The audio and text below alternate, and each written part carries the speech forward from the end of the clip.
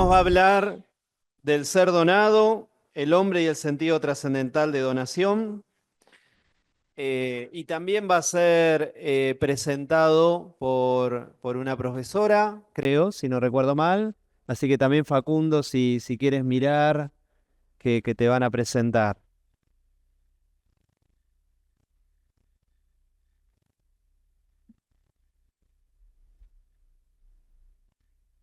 Facundo Mieres es alumno de la licenciatura en filosofía. Es una persona inquieta intelectualmente. Le interesan mucho las cuestiones cosmológicas que despiertan en él un gran entusiasmo. Es vivaz, es inquieto, reflexivo. Queda pensando después de cada clase en las conexiones del tema que vamos tratando con otras cuestiones de su conocimiento. Le encanta el trabajo interdisciplinar, es atento y respetuoso. Y para mí lo considero un estudiante prometedor.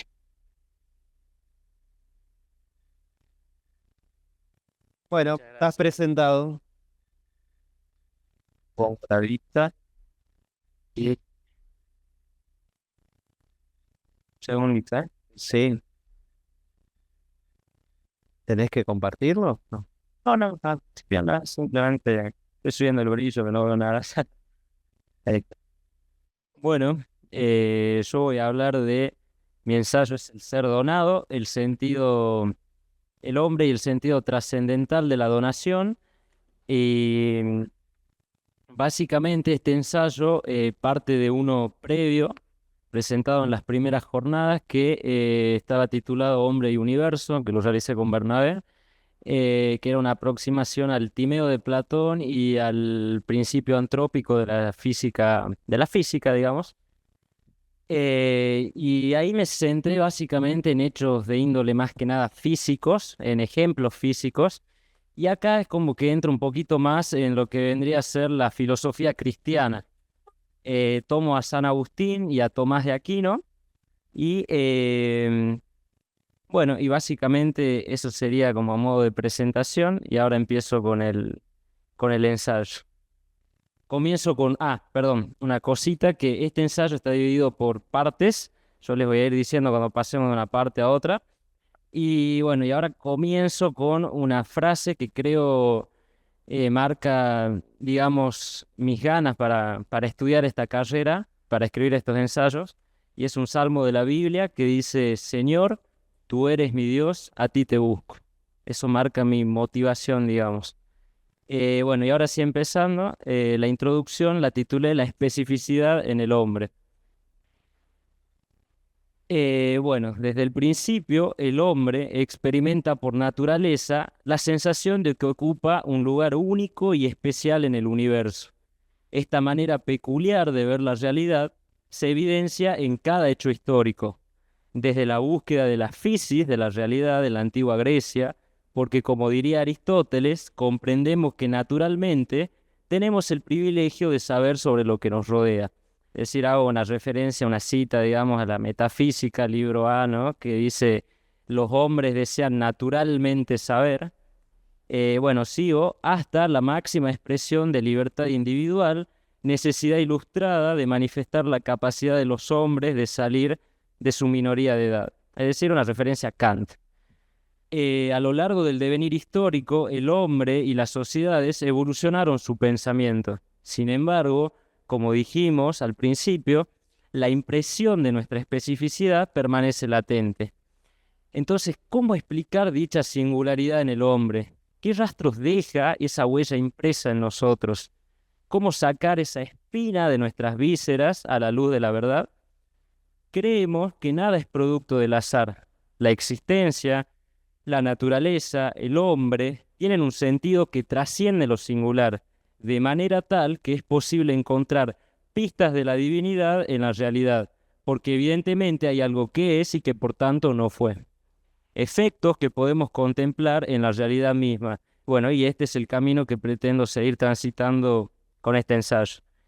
Acá cito a Marco Aurelio, que dice: así como los médicos tienen siempre a mano un botiquín para los casos de urgencia, debes tener en toda ocasión a mano los preceptos que te permiten conocer las cosas divinas y humanas para actuar en cada caso con la certeza de que hay un encadenamiento mutuo de todas las cosas. Es decir, está relacionado con lo que diría Heráclito del Pantagem, ¿no? Que todo es uno, la realidad es detectable porque posee un logos, este logos es intrínseco, ¿no? En las cosas, está en todas las cosas, y, eh, y básicamente no se presenta este logos de manera evidente, sino que, o sea, no veo un árbol, por ejemplo, y está con un cartelito, sí, acá está el logos, sino que implica también de nuestra parte, en el sentido de donación, también dar para poder captar y acceder al conocimiento esencial de las cosas, ¿no? Como diría en el fragmento 19 Heráclito, una sola cosa es lo sabio, conocer la verdad que lo pilota todo a través de todo. Relacionado con lo que dice Marco Aurelio, siglo de diferencia, y sin embargo esa relación es increíble. Bueno, y como adelanté al principio, afortunadamente hombres excepcionales abordaron esta cuestión. Hoy abordaremos dicho asunto, bueno, desde, como les dije, desde una aproximación en San Agustín y Tomás de Aquino, máximos exponentes de la filosofía cristiana y que sentaron las bases para su tratamiento. Bueno, esta sería la introducción. Ahora vamos con la primera parte que la titulé Telos del hombre, o sería Fin del hombre. Y bueno, y dice, y digo, como mencionamos al comienzo de nuestra breve introducción, la sensación trascendental que ahora nos ocupa se evidenció en las acciones humanas desde el principio. Ejemplo de ello encontramos en hechos históricos, pero así también desde nuestra percepción individual, es decir, hechos empíricos que yacen en nuestra conciencia de la realidad. La condición humana de enfrentarse a la existencia misma, sujetos a la vida y a la muerte, suponen para el hombre una especie de síntoma de vacío o soledad. No es inusual que el telos del saber humano no sea otro que el de perseguir, como el crepúsculo al día, y tratar de aproximarse lo más posible a desvelar la verdadera realidad que esconde un objeto, y así saciar las interrogantes que se cuestiona el ser sobre lo que es. El hombre muere, no puede librarse de ello, se angustia ante la finitud de su existencia material, y por ello es que necesita perseguir durante su vida la posibilidad de entender su propia existencia. Bueno, empresa que nos motiva a escribir este ensayo. Y como dirían las filosofías existencialistas, el hombre no es realidad, sino que es posibilidad. Al margen de todo esto, el mundo se olvida de lo trascendente, pues ¿quién es capaz de dejar de lado sus faenas para la indagación o contemplación del ser? Algún alma nos dirá que un filósofo. Sin embargo, el cuerpo humano nos apresa, y esto es un ejemplo físico, digamos. Por eso la angustia del ser. Así el hombre, y no solo el de hoy, se pierde en el dominio de lo cósmico y olvida todo. Por lo tanto, vemos que los efectos de la realidad, esa que está ahí al frente de nosotros, nos obliga necesariamente a considerar una causa final que le dé sentido a la multiplicidad. Pero físicamente nos encontramos limitados para salir de la caverna, diría Platón, y no admitirlo, bueno, es un absurdo. El lector habrá notado, o en este caso, ustedes habrán escuchado y habrán notado que los caminos parecen agotarse en sí mismos, y como si se tratase de un paso forzoso, el escalón próximo para continuar nuestro estudio de la realidad implica una colaboración armoniosa entre filosofía y fe, diría Tomás de Aquino, ¿no? La segunda parte la está titulada El regalo divino, y dice, ahora bien, vemos que la realidad nos revela misericordiosamente pistas de nuestro devenir existencial. Como diría Tomás de Aquino, por los efectos llegamos a las causas y podemos aproximarnos a entender que nuestro lugar en el universo es privilegiado. Es decir, no estamos abandonados en el mundo, sino que nuestra existencia se fundamenta en sí misma, en el hecho de ser, y que de ese ser no podría ser de otra manera, o al menos, bueno, en la disposición material de nuestro universo. La realidad no es un producto azaroso, y ejemplos físicos de ello podemos encontrar en el universo. Yo acá cito, bueno, mi propio ensayo, digamos, que lo presenté la vez pasada, que básicamente creo que se podría ampliar mucho más este párrafo con los ejemplos físicos que les mencioné al principio, Así que bueno, si alguien está interesado en leerlo, está publicado en la página Academia con el nombre Hombre y Universo. Y bueno, para ampliar este párrafo.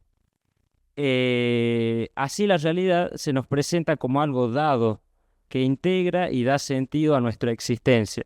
De esta manera, nuestro mundo viene presidido por una causa primera que unifica y da sentido a todo, como si fuera una configuración, y no solo de nuestro entorno, sino también de nuestra realidad interior, es decir, de nosotros.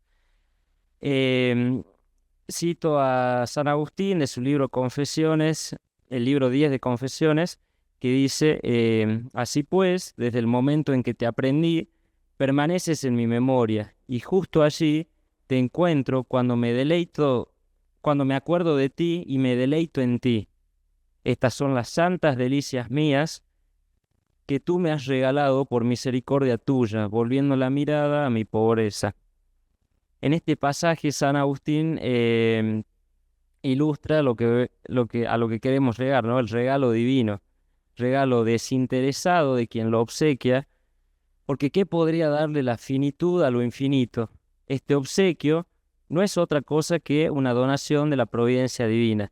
De esta manera encontramos como resultado de la voluntad de Dios, causa suprema a cada objeto de la realidad exterior como interior a nuestro ser. Cito nuevamente a San Agustín, dice, en todas partes presides a todos los que te consultan y al mismo tiempo respondes a todos los que te consultan, incluso de cosas diferentes. Claramente respondes, pero no es claramente como todos te escuchan. Entonces, como vemos, la presencia divina en la naturaleza no se presenta como algo evidente, y esto les comentaba hace rato, sino que implica un ejercicio constante, un dar de nuestra parte ahora recíproco, como si se tratase de ir desempolvando un cofre en el desierto y a partir de lo cual adquiere significado nuestra existencia. Consideramos la empresa más noble que se puede proponer el hombre, y fíjense que ejercicio, acá cuando digo, conlleva un sentido de una búsqueda diaria, ¿no? Como si fuera una ascesis estoica que nos lleva a un hábitus romano. O como diría Heráclito en su fragmento 10, la naturaleza ama el ocultarse. Bueno, ahora ampliando sobre donación, ampliamos esta cuestión sobre la base de que por los efectos llegamos a la causa de la realidad. Llámese ser, divinidad, Dios, de cualquier modo, encontramos su fundamento en la existencia misma. Y ahora vamos a profundizar sobre el significado de donación tomando las palabras de Tomás de Aquino, de la Suma Teológica, cuestión 38, que dice: no se llama don porque algo sea realmente dado, sino porque algo tiene aptitud para ser dado. Y con respecto a quien lo recibe, implica, como se ha dicho, libre uso y disfrute. Entonces lo que está diciendo es que el concepto de donación implica un donante y un donatario, que tiene la aptitud para recibir. Y en este sentido, la realidad es idónea para ser recibida por el hombre, para que sea de su pertenencia, su mundo, y que solo tiene sentido si hay alguien que haga uso de eso que le fue dado. Cito nuevamente a Tomás de Aquino. En este sentido, en el de pertenencia, cuando algo es de alguien, como la propiedad o el siervo, en este sentido es necesario que don y dador se distingan esencialmente.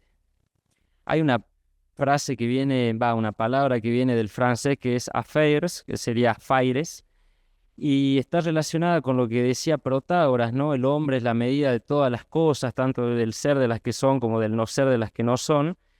En este sentido, cuando habla de Protágoras de cosas, no hay una traducción al español que traduzca fielmente ese sentido griego.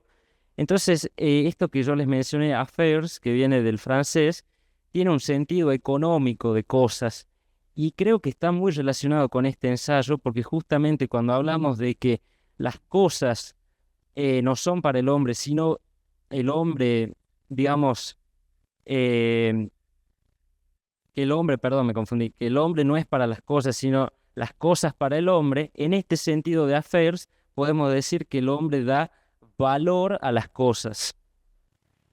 Bueno, y ahora refiriéndome a Heidegger, le hago un pequeño comentario a su Dasein, digamos, del hombre aquí y ahora, que dice Heidegger que hay objetos en la realidad, pero es el hombre eyectado el que le da significado y sentido a las cosas. Cito de su obra Ser y Tiempo, que dice: el ente que tiene el carácter de Dasein en su ahí de un modo tal que, explícitamente o no, se encuentra a sí mismo en su condición de arrojado.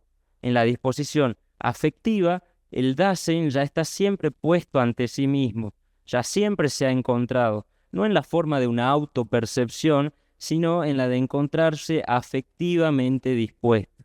Entonces vean que yo recién le dije arrojado, porque justamente considero más bien el lugar del hombre como privilegiado para que de él, afectivamente dispuesto, como dice Heidegger, haga su hogar.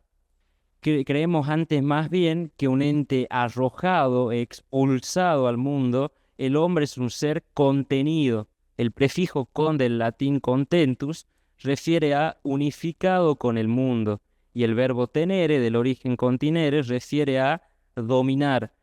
Entonces, el hombre es concebido como un ser contentus, digamos, esto es un poco de creatividad mía, el hombre concebido como un ser contentus es el hombre unificado y sostenido con y por su mundo, no ajeno a él, y que en consecuencia es capaz de dominar la naturaleza, la realidad que le fue dada. Entonces, a partir de esto, el hombre ya no ocupa el lugar de arrojado de quién sabe dónde, sino que ahora puede darse sentido su pertenencia al mundo. Es decir, en este sentido del tema, como donatario, apto para recibir la realidad donada, de tal manera que se encuentra naturalmente dispuesto a unificarse con su entorno. El hombre se encuentra contenido en el mundo. Digamos, no es que le quiero hacer una crítica a Heidegger de su filosofía ni nada medio, sino más que nada un juego de palabras, y lo que hago es, al referirnos al cómo se refiere Heidegger a hombre, lo que hago es traerlo un poco al lado de la filosofía cristiana, ¿no? Bueno, luego podemos seguir avanzando en nuestro análisis y preguntarnos por qué se nos dona la realidad. Dice Tomás de Aquino: para demostrarlo hay que tener presente que, según el filósofo, es decir, Aristóteles, don es propiamente entrega sin deber de devolución. Esto es, que no se da con intención de recibir algo a cambio. Esto implica donación gratuita. La razón de la gratuidad en la entrega es el amor, pues hacemos regalos a quien le deseamos el bien. Por lo tanto, lo primero que le deseamos es el amor, con el que le deseamos el bien. Por eso es evidente que el amor es el primer don por el que todos los dones son dados gratuitamente.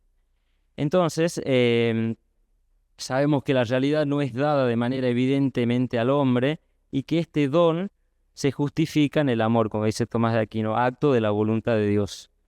Ahora, digamos, Dios amó tanto al mundo, le dio existencia, ser y no ser, de manera que entidad divina, uno bien supremo, debe existir por encima, en sentido jerárquico, de la realidad dada al hombre, puesto que por sentido común se explica, bueno, la causa-efecto en cuestión, y bueno, y pues bien, Dios, causa del tiempo y espacio, debe residir en algún lugar. Es decir, ¿dónde está Dios, no? O es lo que muchas veces creo los que nos dedicamos a la filosofía, y los que no también, es una cuestión que nos quita el sueño a veces.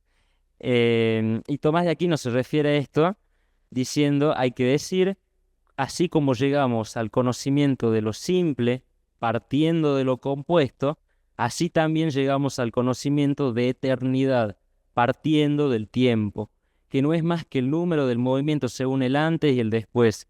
Y como en todo movimiento hay sucesión, y una de sus partes viene después de la otra, contando el antes y el después del movimiento, conseguimos la noción de tiempo, que no es más que el número de lo anterior y de lo posterior en el movimiento. En cambio, en lo que carece de movimiento no es posible distinguir un antes y un después, ya que siempre está del mismo modo. Entonces, ¿qué está diciendo acá Tomás de Aquino? Para él, la eternidad es la posesión simultánea de todo el tiempo, pasado, presente y futuro. Es decir, Dios existe fuera del tiempo, de la realidad dada al hombre, en un eterno presente. Bien, acá vamos a la última parte, la tercera, que la titulé El amor y su relación con el perdón. Bueno, amor, existencia, adoración, nos queda profundizar sobre el amor. ¿Qué es el amor? Algún espíritu apasionado nos dirá tal vez que es lo que nos une como humano o bien que nos humaniza. Yo hice acá una cita de San Agustín, pero es un poquito larga, así que de su libro 5 de Confesiones. Pero básicamente lo que traduce es el amor de su madre Mónica que pide, que pide a Dios por el bienestar de su hijo. Entonces Agustín refiere a su madre Mónica y qué mejor manera de ilustrar ese amor verdadero, desinteresado, más allá del deseo y la carne. Por otro lado, San Agustín toma la noción de amor ligada a la noción de perdón, y es así como se da la misericordia de Dios, ese amor infinito, perfecto y absoluto, que por lo tanto es capaz de perdonar no solo una vez, como ustedes sabrán, sino, como dice el Evangelio de Juan, 70 veces 7. De esta manera creemos por fe y razón que la realidad se le presenta al hombre como un don divino, movido por el amor de Dios, quien es capaz de perdonar infinitamente porque así también es su amor. Y acá quiero hacer un detenimiento en la palabra de perdonar, digamos, porque el prefijo per indica acción completa y total, y el verbo donare significa regalar o donar.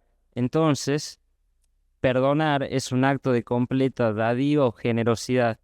Y en este sentido creo que es importante a veces significados de las cosas, es decir, el significado y el significante de las cosas para conectarnos en ese sentido a lo que es esencial, digamos, y elevarnos hacia lo primerísimo. Entonces, sigo ahora con el ensayo. Perdón, quiero dar otro ejemplo que tenía preparado, que es, por ejemplo, la palabra amor. Proviene del indoeuropeo la raíz am, que significa madre, y esta raíz está presente en amigo o amistad. Ya siguiendo con esto, ¿no? Que les mencioné lo importante a veces de el significado y el significante de las cosas, de las palabras. Bueno, sigo. Por ello nosotros, imagen y semejanza de Dios, estamos llamados a ocupar nuestro puesto en el cosmos, como diría Max Scheler, lugar en la naturaleza, en virtud de honrar dignamente el espacio especial que nos fue dado. Cito la primera carta de Pedro, que dice: a esto han sido llamados, pues Cristo también sufrió por ustedes, dejándolo con el fin de que sigan sus huellas. Entonces, entes finitos somos, existencia trascendental tenemos, participamos del amor y misericordia de Dios de manera similar, es decir, no absoluta, no somos seres divinos, sino desde nuestra corporeidad física verosímil, pero sin embargo que nos mueve como la espina de nuestras vísceras, por ejemplo del Dios encarnado, siendo ese hombre como Jesús que es capaz de amar como también de perdonar. Y cito para cerrar una frase del Evangelio de Juan, que es lo que le dijo Jesús cuando se despedía de sus discípulos: les doy este nuevo mandamiento, que se amen los unos a los otros, ustedes se amarán unos a otros como yo los he amado, así reconocerán todos que ustedes son mis discípulos, si se tienen amor unos a los otros. Bueno, ahí cerraría el ensayo y como a manera de conclusión, digamos, de los tres pilares centrales de mi ensayo, digo que el amor es una fuerza que trasciende las dimensiones de espacio y tiempo, como si fuera la flecha de la diosa Artemisa, ¿no? Así involucra todo, digamos, la realidad. La existencia es un regalo divino de cualidades y virtudes. Hombres libres pueden ir de manera ascendente en razón y fe, exceptuando, bueno, hechos milagrosos, acordes a los límites del ser donado, o sea, acorde a nuestra finitud, digamos. Y por último, la donación y el perdón se fundan en el amor. Dios es amor absoluto. Me pareció importante mencionar que hace poco, hace unos varios años, pero es relativamente nuevo y muy importante para la filosofía antigua, el hecho de que del papiro de Estrasburgo, que es un comentario de Simplicio a la física de Aristóteles, y que dice básicamente en su fragmento en el 265 Dice, pero bajo la empresa del amor, nosotros nos reunimos en un solo mundo. Creo que esto es la clave, ¿no? Algo tan sencillo, pero a la vez tan profundo que el amor, digamos, nos puede, en ese sentido, entendiendo la lo trascendente que es esta palabra, entender el hecho de que podemos ser atraídos, ¿no? Por ese Dios divino y mejorar nuestra forma de vida a la hora de encarar, por ejemplo, la enfermedad, la muerte, como así también las cosas buenas, ¿no? Así que, bueno, eso sería mi ensayo.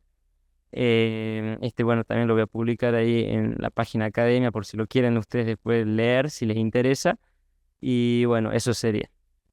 Muchas gracias.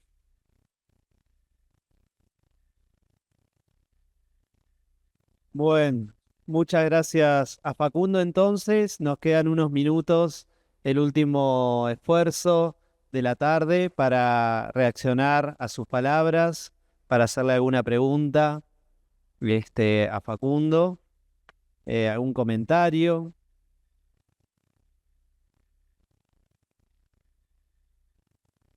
Te llega un comentario desde España directamente. Hola, Colombia, me dijiste Colombia. Sí, soy colombiano. Ah, Quería era decir sobre todo que muchas gracias, la verdad, por la presentación. Sinceramente me he quedado sin palabras. Quería agradecerle porque he visto algo que creía que no era capaz, ¿no? O sea, que se pudiese hacer y era eh, compaginar, ¿no? Filosofía, religión y ciencia.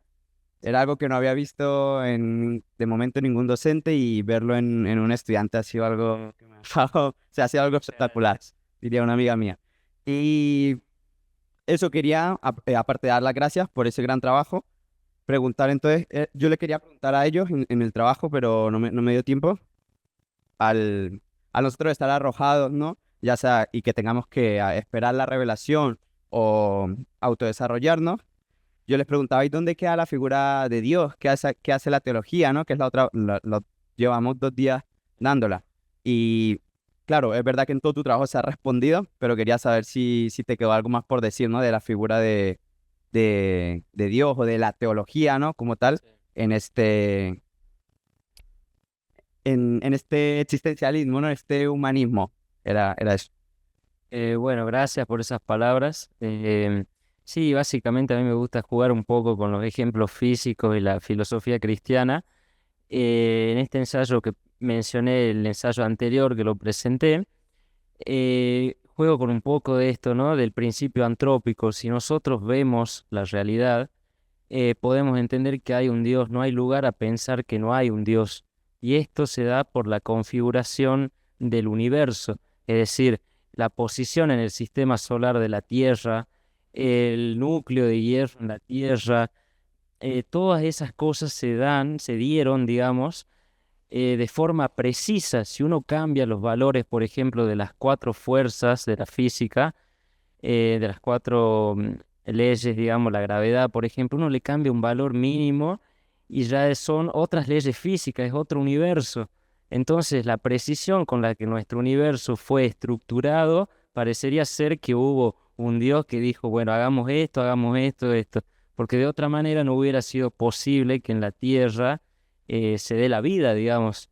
De hecho, no vemos muy comúnmente que en otros planetas se haya dado la vida por ahora, pero es, yo creo, imposible casi pensar que no hay un Dios, que esto es un mero azar de tan tremendo universo, ¿no? Y eso lo podemos encontrar en ejemplos físicos que están comprobados por la ciencia y también, bueno, como diría Tomás de Aquino, ¿no? Las 7 vías para conocer a Dios, de los efectos llegamos a las causas, es un poco eso también.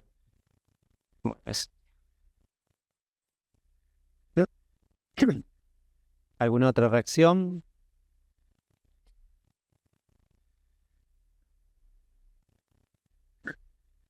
Para mí fue una cosa muy bella escuchar lo que decías, que vos lo señalabas. No es que quiero, no sé cómo le dijiste, si corregir o contradecir a Heidegger, pero hay que hacerlo con total libertad.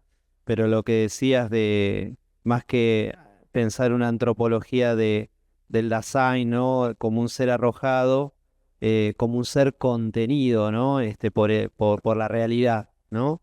No estamos arrojados a la realidad, sino que estamos contenidos. A mí me venía, cuando vos hablas de contenido, me venía la palabra abrazado, ¿no? No sé si puede funcionar para vos en tu lógica de pensar, pero me venía la palabra que somos abrazados, lo cual es un acto de amor, de paz, ¿no? Y a partir de ahí puede surgir una antropología muy positiva, pero bueno, lo mismo que ha pasado con varios de los compañeros, de los estudiantes que hoy han hablado, digamos, esa capacidad es admirable, ¿no? De poder dialogar con estos pensadores y animarse a expresar otro punto de vista, otra visión filosófica, ¿no? Porque en el fondo uno está pensando, no es que se me ocurre decir, no, para mí es así, ¿no? No, estás haciendo una meditación y estás haciendo una reflexión ontológica también, con un sentido, ¿no? Eso es lo que tenemos que hacer y me quedé muy admirado de tus palabras. Bueno, muchas gracias. Sí, esto que decía abrazado también puede ser sostenido, ¿no? Que es como sinónimo de contenido. Em, Así que nada, comparto esas palabras también y bueno, y gracias por sus palabras y por permitirme expresar esto, ¿no? Y acá. Vale, muchas gracias. Me hizo pensar mucho bueno, es inevitable relacionar con lo que uno vive actualmente en el mundo, lo que uno vive en el país. Y cuando decía este contenido, creo que esa contención tiene mucho que ver Lo- con que se desarrolle el amor, ¿no? O sea que para estar contenidos tenemos que, para contenernos o abrazarnos, efectivamente tiene que desarrollarse el amor, ¿no? Eso que nosotros ya traemos como posibilidad, pero que, bueno, que sí lo tenemos que hacer real y hacer carne, diríamos, ¿no? Así que, bueno, felicitaciones a todos los que participaron. Muy linda la jornada, ¿no? De lo que yo he podido participar porque vos estabas con otras tareas. Así que hermosa la jornada. Bueno, ¿algún otro comentario? Vamos a ir cerrando entonces muy puntualísimos. Les agradecemos a todos por este día compartido. Recuerden lo que decía al comienzo de la mañana, ¿no? La importancia de la comunidad, ¿no? De pensar juntos y de sentir que hacemos una búsqueda común, que eso nos va a acercar seguramente mejor a la verdad.